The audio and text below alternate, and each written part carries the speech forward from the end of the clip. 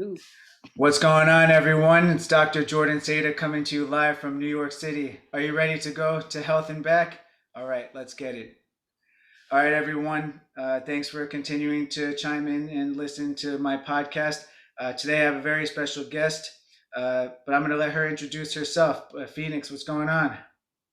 Hi, everyone. Hi, Jordan Seda or Dr. Seda.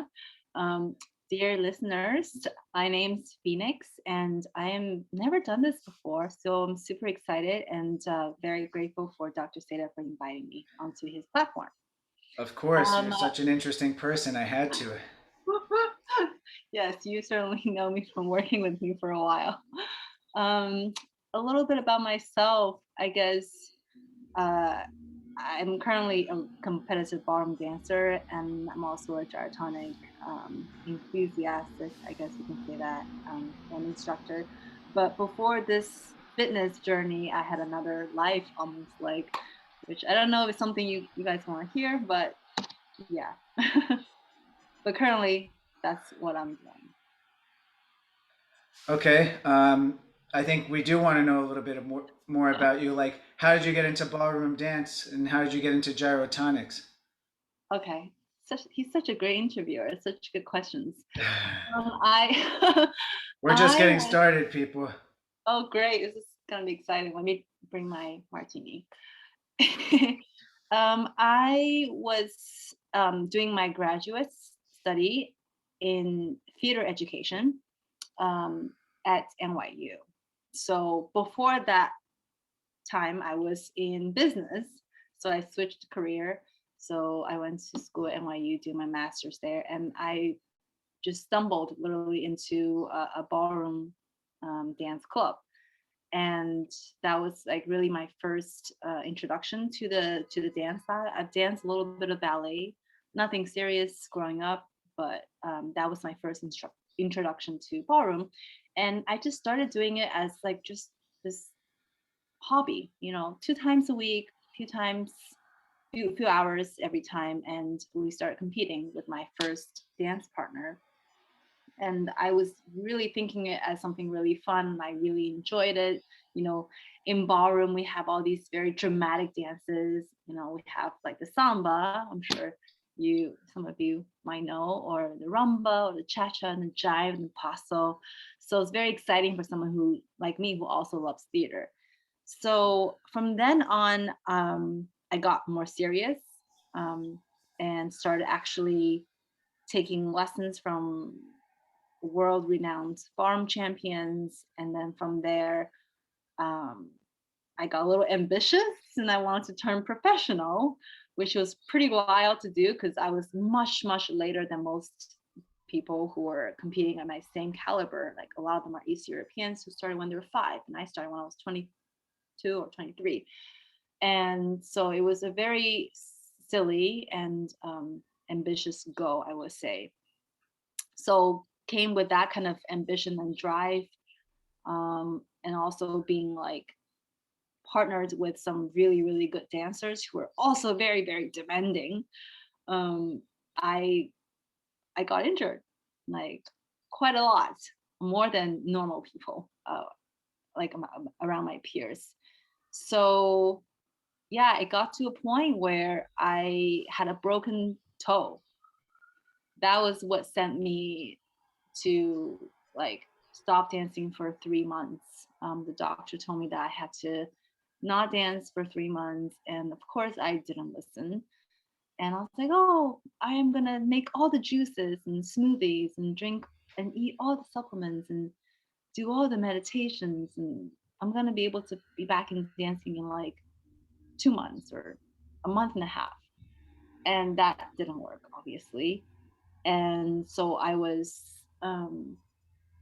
instead of 2 or 3 months of recovery time, I ended up not being able to be fully recovered in my dance shoes, like until 4 months after. So during this time, I couldn't stand on my feet, right? Because it was really painful. So I just looked up different things I could do to keep myself busy and not become super chubby during this time. So I was on ClassPass and Gyrotonic came up, and then there was like a woman, sitting on this bench, and she was doing these exercise sitting. And I was like, oh, sign me up. I could definitely sit right now. I can't do anything standing up.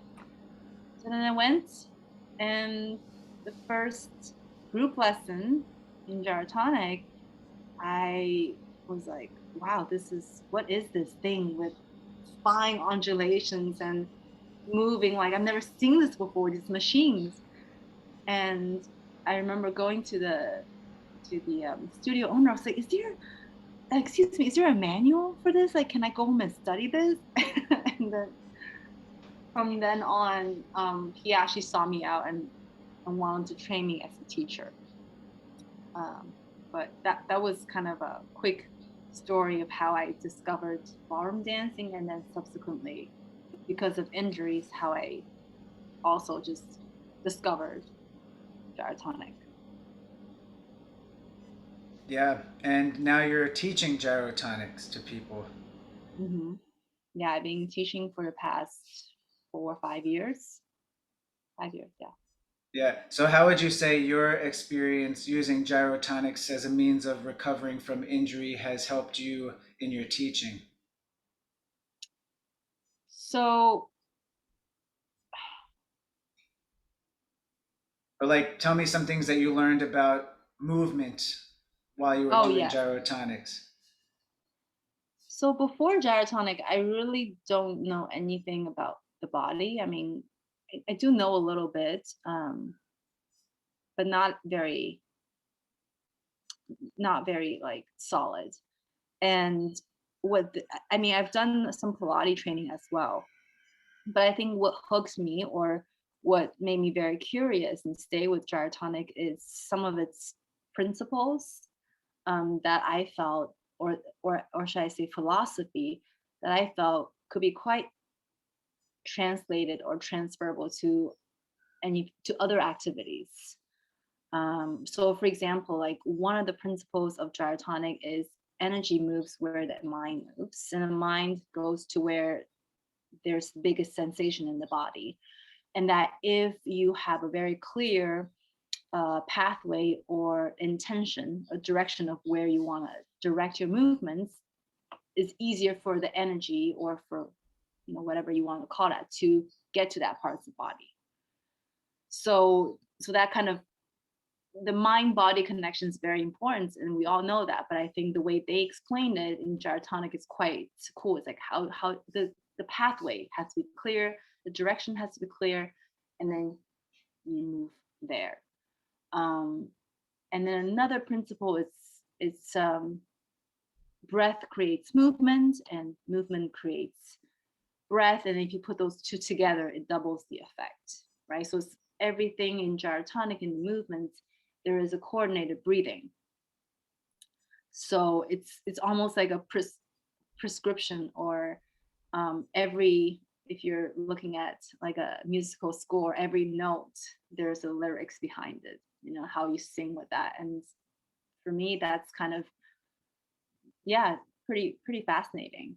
um and another one that people use a lot is, which I think is quite universal, which is, stability is created through contrast, right? In the body, in the movements, if you want to create stability in any joints or any movements, you need to find that contrasting points in your body movements.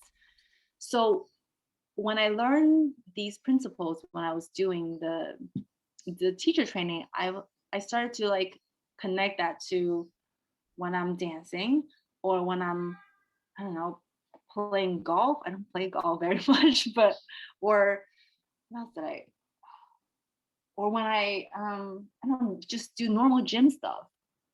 Like the movements is completely different, but these are principles I can, like, for example, how can I think about lengthening my spine and grounding at the same time to create that stability through contrast when I'm lifting weights. How can I make sure that I'm not just using my arms to do a bicep curl? How can I incorporate breath and my whole body into it. Yes, it is very isolated movements in my arm, but it's what about thinking about like how does that relate to my center?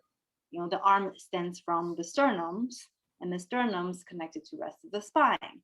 And the spine is connected to your pelvis and the legs and so far. So it's a little bit more global thinking than just very like, okay, it's just this. Nothing wrong with this. I do that too. Yeah, but Yeah, I it think just yeah. No, go ahead. Go ahead. You're the star here. but you're the co-star. I'll take that. I'll take it and run with it. But go ahead. Oh, it just really changed my way of thinking about exercise. And then another thing is it really kind of changed my body, because I remember I used to have very, can I say, rigid spine. I had a little bit of scoliosis, and they call it a flat back. I don't really know if that's a correct um, diagnosis when I was a teenager. And I think that's one of the reasons that I had so much injuries through dance more than other peers. But through the gyrotonic movements and the breathing, and it really free up a lot of things around my neck and my shoulder, because I used to want able to, if I'm dancing, I'm spotting. The next day, like my neck will really hurt or I can't turn because it has so much tension. So, through all these injuries and learning about gyrotonic and teaching to people, it's like, how do we create more power or speed or efficiency movement with the least amount of effort? Yeah, as you were saying that, I was just thinking of a client I have that might be a perfect fit for you to work with. I'm gonna have to share her information later on. Oh, okay. She's an aspiring ballroom dancer as well, so I think a lot of Ooh, your principles would align with her. But I do think you make a lot of valid points that most of our, like when we move objects with our hands and our shoulders, we shouldn't be taking all of our weight through those yeah. bodily regions. Like everything should come from our core and our pelvic region, and we should be deriving force from the ground up, from our, what we say, our proximal muscles, and using that as those are as stabilizers so that we can move freely with our limbs. So definitely feel you on that. Yeah, what you said about from ground up energy, it's so cool. I did a lot of research throughout my career, and a martial artist was saying something about this. They were using like these words at the time. I had no idea what they mean. The words were recoil, or ground up energy. Like I was like, what does that even mean? And yeah, so through Gyrotonic, it's definitely learn a lot about, I guess, there's more than meets the eye. Let's just say that. Sure. And I think that we're all in the search of, looking for efficient movement with the least amount of energy use possible. Does that kind of align? I think, like, obviously, if we lifted heavy, that's one thing, but we could probably lift heavier if we are an efficient system as a whole, and we're deriving force from every bodily region and making sure that we're stable. Again, rooting like in our core, making sure that our sternum isn't flailing up and that we're just arching our back as we so I told, when you said lengthen the spine, I was like, yep, making sure that pelvic tilt, keeping the sternum. I always try to say, like, bringing your sternum towards your pubic bone and trying to make sure that stays nice and tight, like you were saying. That's a really, really great cue. I think um, throughout my training with Gyrotonic system, I also did a lot of therapeutic, meaning how we work with someone who have injuries, who have pelvic imbalances, who had scoliosis, and those kind of alignment is actually quite important. People have injuries or have pain because somehow the alignment is off, like the pelvis and that kind of stuff. So I actually wanted to have 2 points. Maybe you can help me monitor. So I actually can share those for your listeners, because they have helped me tremendously, as I was recovering from my multitude of injuries. But then again, like, you know, as I'm teaching, I notice a lot of dancers have injuries. They just don't talk about it. They just kind of like, and it's kind of unfortunate, because then you end up much later on having to go through much more difficult ways to deal with the repercussion. So the first thing, for example, I went to this scoliosis training for Gyrotonic, and the master trainer there was telling us that he was working with a soccer player who came in because of some injuries when he was playing the sport, and he couldn't walk up the stairs. So this master trainer just put him on the floor and did this series of breathing exercise with some coordinated movements, right? That kind of works the whole body, from twisting of the spine, from mobilizing the hips, from you know, mobilizing and strengthening the joints, and obviously the breathing, the whole diaphragm and ribcage mechanism. And in 2 weeks, the guy was able to walk. Like he came in, couldn't walk. Like he probably had some crazy injury from, you know, soccer. And that training I went was because that was what happened then. I had my rib cage injuries the second time within 2 months. That was not a very pretty time during my career. And I traveled to Colorado to him. When I went there, I was in so much pain. And through just working with him and going through the materials in that workshop, um, I like I came back, and maybe the next day or two, I went back to dancing. So it was really miraculous, how the body can recover and heal, um, with the right things. Um, so that's one thing. Another thing that is not really gyrotonic related, it is a little bit, but I love to explore and try different things. Um, and I started going into organ health. I don't know if I told you about No, you barely talk to me at all. that. But no, you did not mention that one. Ooh, this one cannot be cut. This one has to be a highlight. All right. Let's have it then. Let's have it. All right, everybody. I guess that's he just called me out. I guess I do need to keep in touch with him more. Organ health. How did I get into this? I don't remember exactly, but I I have this app that I use for at least 7 8 years called Insight Timer. Maybe some of you know.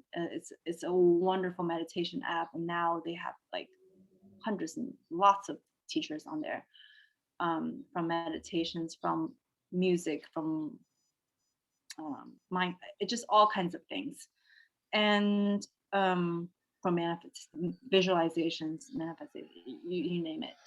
So I was searching for something one day, and something called organ health came up. So basically, it's a meditation or it's a technique from Taoism, um, about how our organs, specifically the livers, the heart, the lungs, the kidneys, and the spleens. These, and obviously the stomach, all of them are all very very important. But basically, the the assumption is that, you know, according to the Chinese Taoism, is that our organs actually carry a lot of emotions, and sometimes, and also organs, they have this natural rhythm and natural movement inside our body. Like everything in our body moves, right? Because we're made out of water, and sometimes they get stuck. And if you think about it, like our organs are pretty much our entire torso, and our intestines and all of that. It's like our entire torso. And when we exercise, it's just a lot about like very external, like, you know, the muscles and the bones and the joints, stuff like that. but the organs are even deeper. They're the closest thing to our spine, to our nervous system. And so their health is actually very important. And if the assumption is correct that our organ has something about our to do with our mood, I mean, like the health of the organs are quite monumental. And if you look at, people usually suffer from injuries of a hamstring torn or something like that, but people don't really like die from that. But people die from heart attacks and liver failures and kidney failures, whatever. So basically what this uh, meditation is, it's knowing where our organs are, like the physical locations, and just paying a little attention. Like, for example, the first gyrotonic principle is the energy moves where the mind goes. So if you just put your mind, and I do it, I actually touch my own body when I do it. Like if I just put my hand on my liver and I picture what my liver looks like, and I can smile to it or talk to it. It sounds really strange, but I actually do feel better. Or if I put my hands on my heart, okay, I visualize where my heart is and visualize smiling, or and so on and so forth.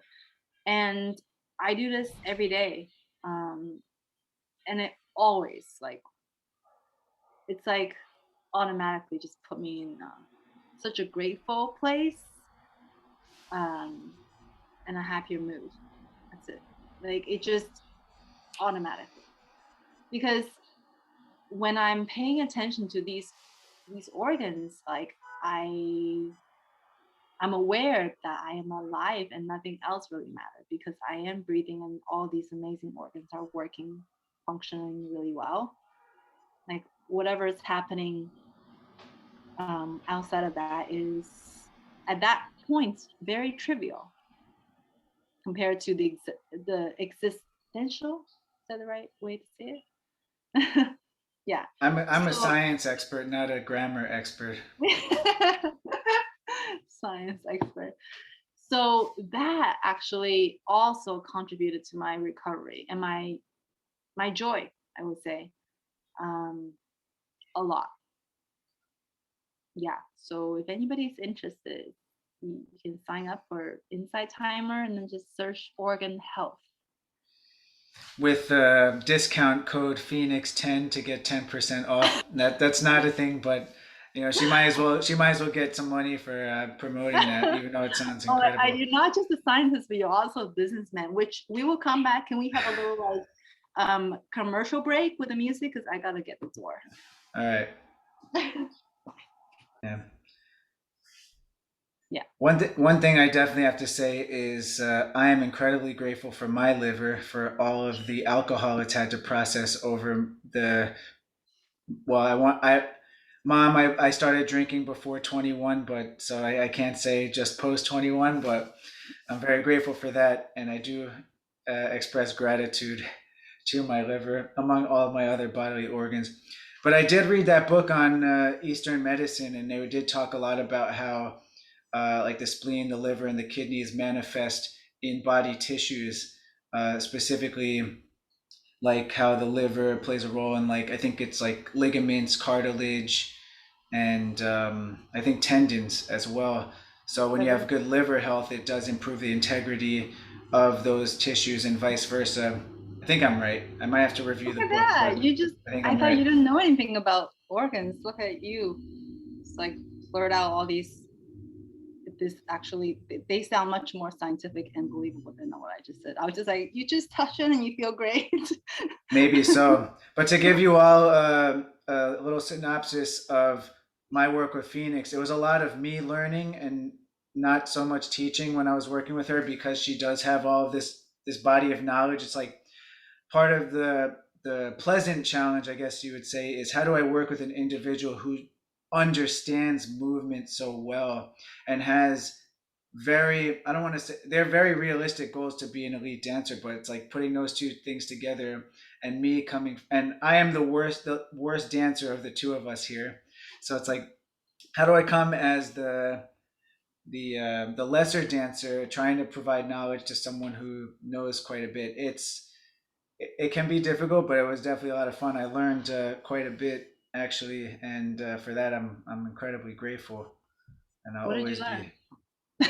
What did I learn? That I Well, a lot of the principles you were talking about, I apply in practice, but the wording that I use, Hmm. I think I had to listen to you and have you guide me in how to be cued on how to stabilize your core as you move. I had to observe certain movement patterns that you felt discomfort with in dance that I have some experience as a salsa dancer. Um, don't go on YouTube. There's a video on there that I'm not proud of. Uh, Everyone, my please hair, go on I there. The link looked, is I below. looked, I looked awful. I looked absolutely awful. Yeah, just I don't know why I thought it was a good idea to go really short with my hair in college, but much prefer myself now. Oh, But this is not anyway, the one that we had. We danced. no, my hair was on point that night, but this is back in college when I was dancing. Oh, But okay, okay. Well, I haven't seen beside, that, so I must yeah, go and discover that. at least 500 people have, so it's already out there. It's good. It's growing. Audience is Yeah, growing slowly I'll but take surely. it. But to that point, it's like again, I had some experience as a dancer. Like I understand what spotting means and all that other stuff, but to translate it into specific ballroom dance um, modalities, I guess you would say, like different types of dance. It She's the expert here, and I think one of the things I've learned over the years is that I may have a large body of knowledge, but she knows her body best. She understands dance better than I do, so letting her guide me became something that I had to embrace in order to provide her with some plan that would be different than what she could do on her own. Right. I also have to say though, not just because this is your podcast and obviously you have to say really nice things about you, but I do have to say you were very patient and you were very open-minded to hear like different points of view from me. And I have to say, like, what I got a lot out of working with you is because at that time I needed guidance. There were some movements I couldn't do without pain, and you gave me the almost the confidence or the little nudge and push of doing certain movement patterns that I didn't want to do because I was afraid that it's going to cause me pain. And that was huge for me. And really, really funny story. I don't know if I should share this. I mean, we can edit out if we No, we're if not editing anything out. Everything, this is, I put explicit on purpose on the podcast episodes. We are going for it. okay, okay. No, I mean this is it. It's a very very silly um, example about injuries and pain and overcoming it. Um, because, and I think you kind of introduced me to this, and another physical therapist who's also a gyrotonic teacher kind of opened my mind about that, which helped me a lot. Is that pain is bad, yes, obviously, but um, how do I even word this? I'm not saying like we should ignore pain, which is my default. I used to dance and there was pain, and I mean, I would not ignore it, but I wouldn't really seriously heal um, completely before I go back, right? And that's why it compounded and it's not helpful. But pain is something not to be afraid of, but it's to be understood. So I was, there was one point I was so afraid of pain at the bottom of my foot um, because of we had to wear heels for dance shoes, and most girls in ballroom have pain in the bottom of their foot actually. And anyway, I was afraid for a long time. I stopped running because I was like, maybe if I run, I will get pain in my knees or I will get pain in the bottom of my foot. So I stopped running. And I remember that day, my first meeting with you, I was coming from teaching and I was running late. literally. And then I was like, oh no, I have an appointment with this PT and I am running really, really late. And I started literally running. Like I was like running down East Village and trying to catch the train and to get to you. And it was like, so after I got to your office or your studio, whatever, I was like, I don't know if you remember, I said, Jordan, I just ran here. Or you asked me how I was feeling. I said, I felt great. I haven't rang in like 6 months and I just rang and I don't have any pain. I was like, this is amazing. So that day kind of, what's the word? Like it kind of liberated me from this cage or this prison of mind of being afraid to run because I was afraid I was gonna cause pain. And so I stopped running. But when I actually did it and I was fine, yeah, it something liberated or something, or I became more trusting of my body. So I share that story because, as I recover and go back to dancing, there was so many moments where I was like, I don't know if I can do this. I think this is gonna give me pain. And I tried it and I commit to it and I was fine. So that kind of confidence I built slowly and slowly and slowly was very important. And I just want to let people know that obviously what I'm saying is not like, oh, if you're paying, still do it and don't worry about it. You're gonna be fine. But obviously you need to still be educated and have people, who is educated to guide you along the way. But also don't let pain paralyze you. Let it inform and educate you. And like, oh, when I do this, the pain goes away. And when I do that, it triggers. Why is that? Oh, it's because my pelvis is out of the alignment, or oh, I'm not breathing. I am totally holding my breath and my liver is not happy. And therefore, my movement is not flowing. So because am I talking too much? Can you ask some questions? Talking too much. I mean, I'm not. I really try not to interrupt people when they're talking. I just So, think it's going. but this was exactly how our session went. If you are wondering, Session. the one that we had in person, where I did No, most I of the didn't talk. listening, and you didn't talk a little bit though. Let's just say that. Well, you were asking me about my injury, so I gotta talk. I gotta tell you, right? Oh That's no, fair. shoot! I was gonna say something. I'm just looking at my cheat sheet. Well, I think most of our listeners have relatively short attention spans anyway. So if you do think of something else, maybe we could do a part two episode later down the line, and you could share that with everyone. Well, Unless you actually, really you found it. yeah, I found Okay, it on my go cheat sheet. go for it. Okay, so I think this one question you asked, which I think is great, is like, what would you tell our listeners is the key to achieving their fitness goals? I wanted to share this because hopefully whoever listened to it, as your audience grow after this episode, will benefit. So I've always been like a goal setter. I wanted to lose, you know, 10 pounds, or I want to wake up at 6:30. I want to meditate every day. Um, and I've had some goals and achieved some big goals. For example, I was doing this 40-day waking up at 6:30 or 6 a.m. doing meditation. And I did it, right? I crossed the finish line. But then after that 40 days, I went back to the normal, like waking up at 7 or 8.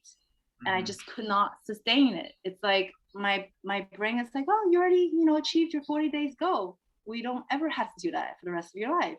And I try and I try and I just could never do it.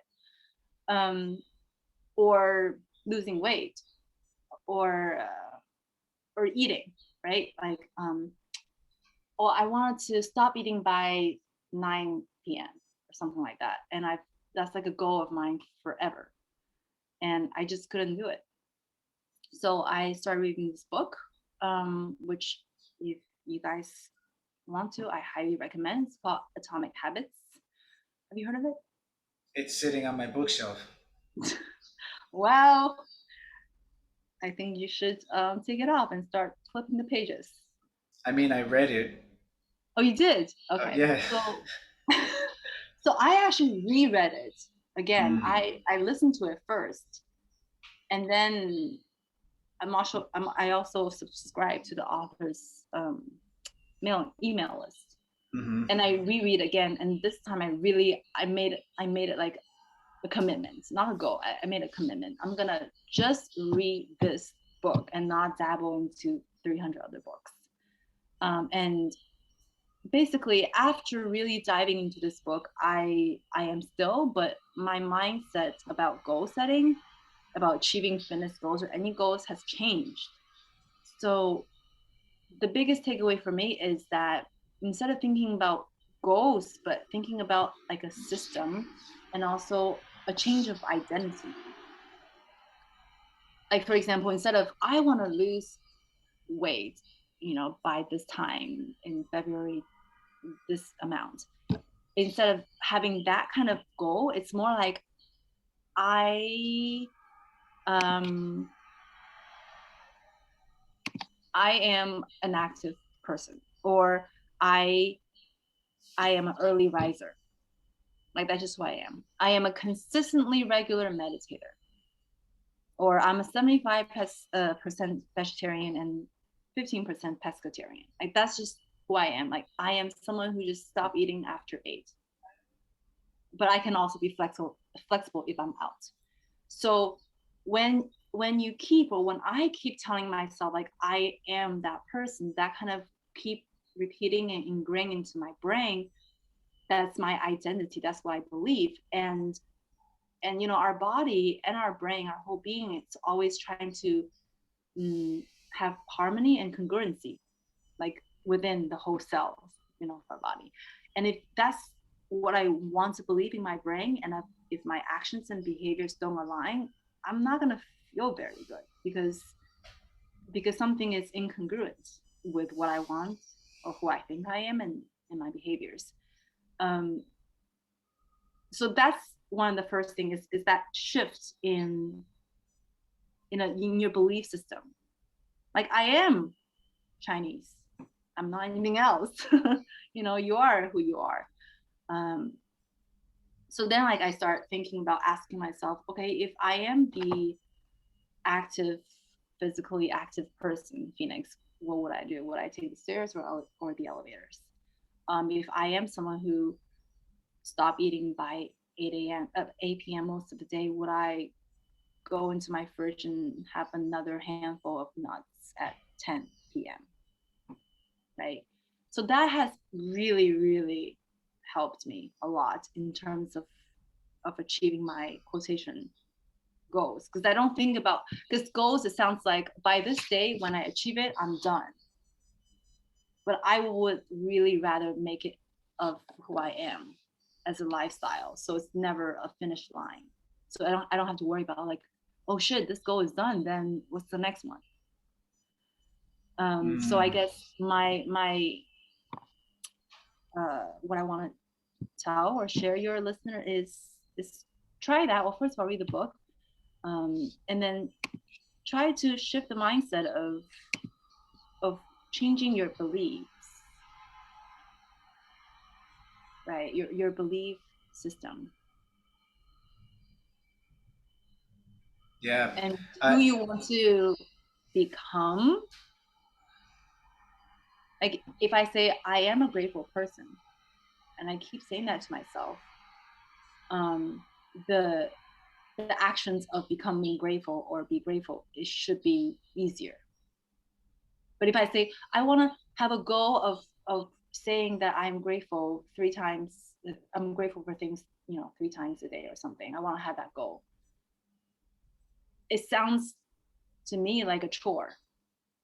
But if I am a grateful person, then wherever I am, whoever I'm with, that's the me that I'm gonna bring up.